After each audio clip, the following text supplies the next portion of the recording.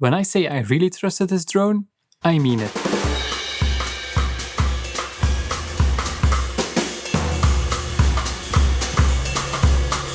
A couple of years ago, I decided to chase my dreams and become a full-time filmmaker, turning a passion into a career.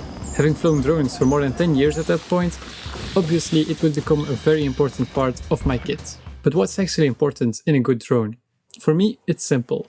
I'm not a spec person, real-world performance will always be different, so ignoring all the marketing buzz, these are the things I actually look for. In my opinion, a good drone has to have at least 45 minutes of flight time, knowing real-world performance will be different. It has to have built-in storage, even a little can save my ass when I forget the SD card again. It has to have some form of sensors and return to home system, not to rely on, but to have as a backup.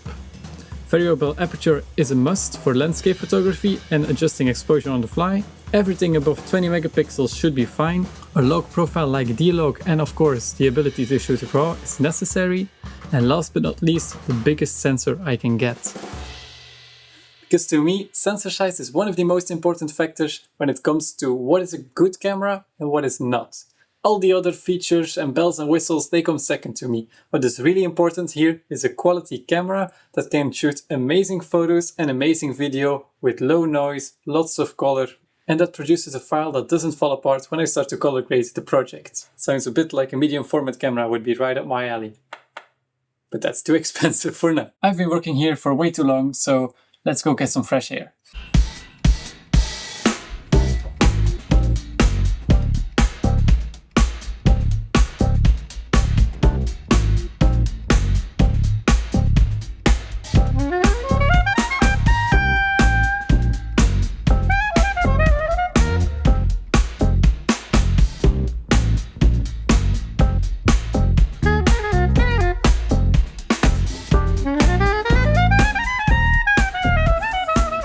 Okay, so I drove all the way to the countryside just to have some wide open fields to do some experiments, because I love flying myself. I've been flying for 10 plus years.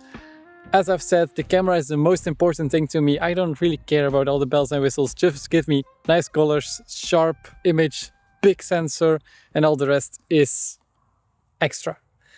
But today I wanted to test something out, because I haven't really used the active track on this drone. And I'm curious, how long will it hold up with me? I have brought with me my bike, and my Garmin is telling me that today is rest day, but you know, I can't really sit still. So we'll be racing the drone. We're gonna start over there, and I guess we will stop before we pass the trees, because I do not trust the sensors on the drone yet. We'll see who wins. This is just for fun, for science, whatever. I want to see how long will it hold up with me on a race bike. And after that, I'll tell you everything about my past 4 years of flying this drone, because it has been amazing.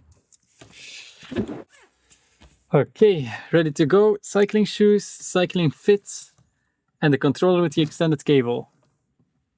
I'm nervous. Okay, so I'm gonna walk the first bit, just see how it holds up, and then I guess we will race this thing. Still, I'm not sure if this thing... I don't know if this is a good idea or not, actually.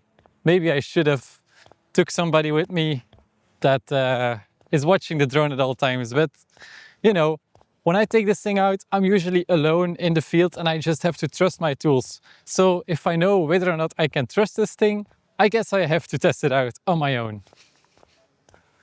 Okay, so I've got my helmet. Drone is up there. I guess we're doing this.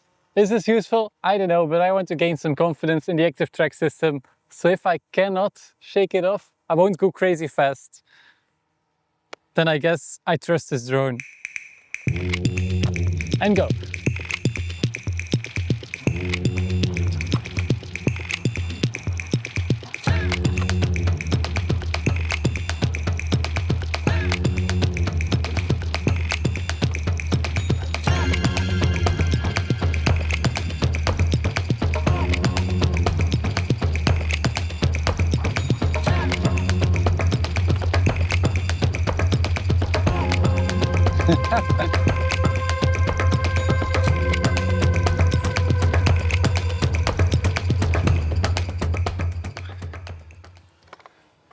And it's dodging all the trees like a champ. Okay, round 2. Let's go.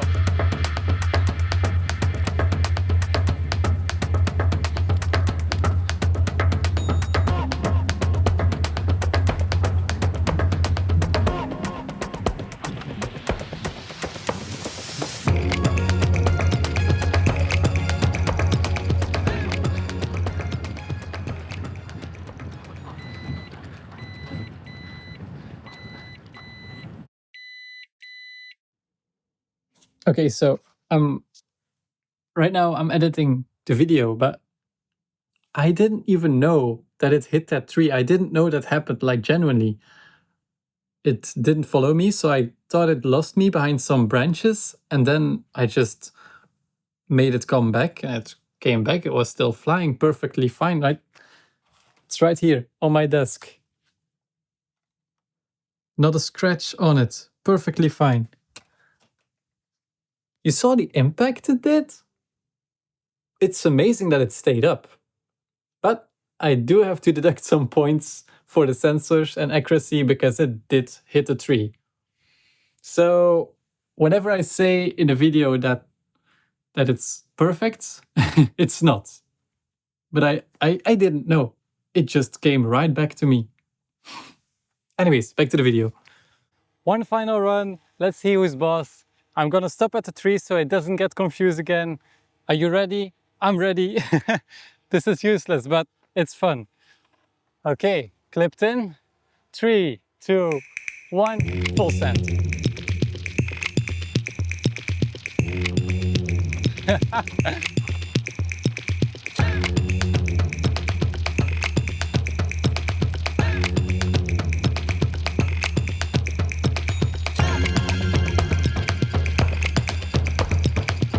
That's honestly crazy. What's up, little guy? Oh, the branches! Okay, so let me tell you, this drone has been with me everywhere. I've taken it in rough conditions, with sand, burning buildings, to Iceland, to volcanoes in Japan. It has flown over everything. And it's built like a tank, let me tell you that. According to my Garmin app, I rode about 50 kilometers an hour, which isn't extremely fast. I must say, maybe yesterday's ride is still in the legs. But I find it impressive that at 50 kilometers an hour, with all these trees nearby, that this thing just kept on going, kept following me, pretty much glued to my ass. I don't know if the footage looks good, maybe it's dodging a little too much. I will have to check on the PC. Quick location change because the sun got in my eyes and I forgot my sunglasses. Anyways, as I've told you, I'm not a specs channel. There are better channels out there for those details, pixel peeping and whatnot. I watch those as well. It's nice to see, but I'd like to share my real experience going on real adventures, just using these tools for years in fields. And then I have some details to share about that. This one, I have very little negative things to say about it. I replaced some props, had to take some dust out of the engines, but other than that, no complaints. It flew over volcanoes, burning buildings, over glaciers, -20 to +30. I use this thing everywhere and I don't really hesitate to take it out. So knowing that, I mean, that's very impressive. Look, I have used a lot of DJI products. They're great. And obviously they don't pay me or send me anything. So my opinion is my actual opinion, you know? This drone has been amazing. My DJI Avata has been amazing. My DJI Air 2S, up until the point where it just disappeared, was amazing. This DJI 1000, no problems whatsoever. My DJI Ronin 4D, absolutely love the thing to bits. I kind of start to sound like an ambassador, don't I? So, believe it or not, but this thing actually came out in 2022, making it at this point about 4 years old. And technically, the predecessor, the Mavic 3, not the classic, came out the year before in 21. So it's actually 5 years old at this point, and it's still not replaced. Which, I know, 5 years doesn't sound like much, but at the rate technology is developing, 5 years is an eternity. And this thing is still super relevant today. Because it's got a huge sensor, which I love. It gives you more realistic colors, more depth of field, just more information to work with, and also less noise. The bigger your sensor, the bigger your pixels are, the more clear your image will be. This, being a 4/3 sensor, is huge for a drone. That's awesome. And paired with the variable aperture going from, I believe, f2.8 all the way up to f11, you've got some flexibility to change exposure when the thing is up in the air and all of a sudden it gets cloudy or sunny. Or when you do landscape photography and it's being a pretty big sensor, maybe you want to sharpen it up a little, put it at f8 and take your landscape photos. The flight time of this thing is advertised as 46 minutes. And I mean, the way I fly, which is pretty sporty, I would say, and maybe in some harsher environments with high winds, high temperature, low temperature, I get about 35 minutes, which is still pretty good, and I only have 2 batteries. I don't feel like I need more, especially when I am out on adventures.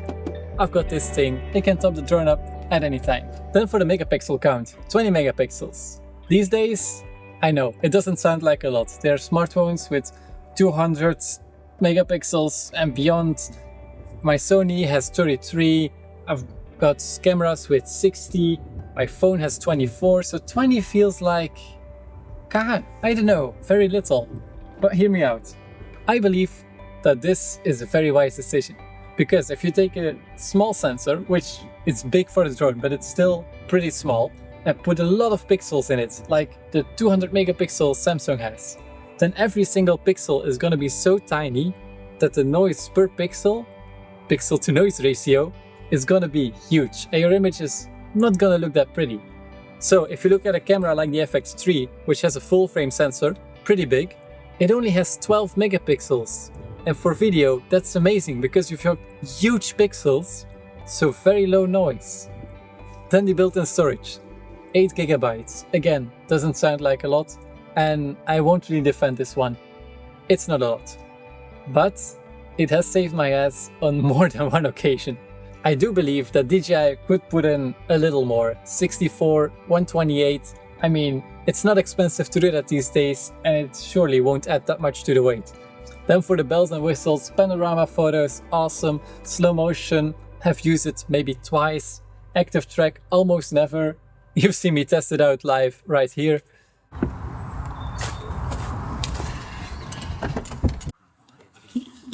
By the way, I want to take this thing on way more adventures, so if there are any ideas on where I should take this thing, near Belgium, in Europe, please let me know. There are some small things that I need to sort out, because it does have some issues. Obviously, it's an old car. It's got some rust spots right here that accumulated through winter. It also tore off its mud flap when it blew a tire last year.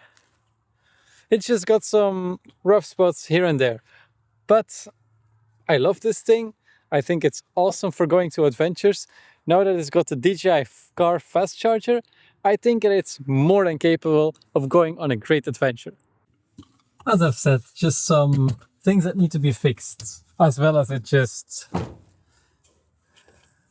needs a wash. But at the same time, I think it just looks awesome when it's a little bit dirty, you know?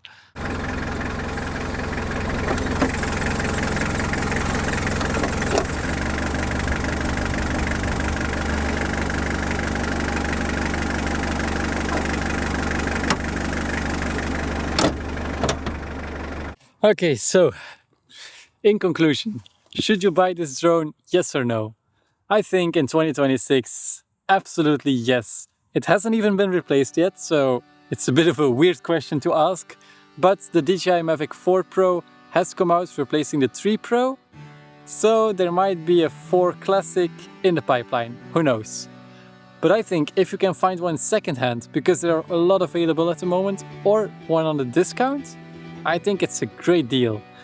You can find a Flymore combo secondhand and you will have a crazy good drone for years to come. I don't see this thing going out of fashion anytime soon. I think for me, what I would need to upgrade from this one, it's gonna be a crazy list, because it does feel like nitpicking when I am asking for things to improve on this drone. An electronic ND filter that I can control from the ground, that would be awesome. Built-in storage, like 128 gigabyte, even more accurate sensors with LiDAR and whatnot that I can trust even in the dark, raw video recording, and just some other things that just feel crazy to ask. So I think, for me, when I need the next level drone, I will be looking at an Inspire. And that's just kind of exciting to say, because I really have been dreaming for years of flying and owning an Inspire. And the Inspire 3 with a full frame sensor? Come on, that just looks amazing. So for now, I'm flying the Mavic 3 Classics. I don't see myself upgrading anytime soon, and I for sure recommend anyone looking at one to buy one. It's a great drone. And if someone has an idea on how to get an Inspire 3 easily, hit me up because I'm interested. And don't forget to check out my Instagram. I've posted a lot of drone pictures over the years on there, and pretty much all of them are Mavic 3 Classic. So if you want to check those out, links down below. As well as if you like the music in this video, I've partnered up with Audio. So if you want to have some amazing music to put under your video, this is not a sponsored message, but I do get some kickback from it, so it helps the channel out a lot. Thank you so much, and see you next week.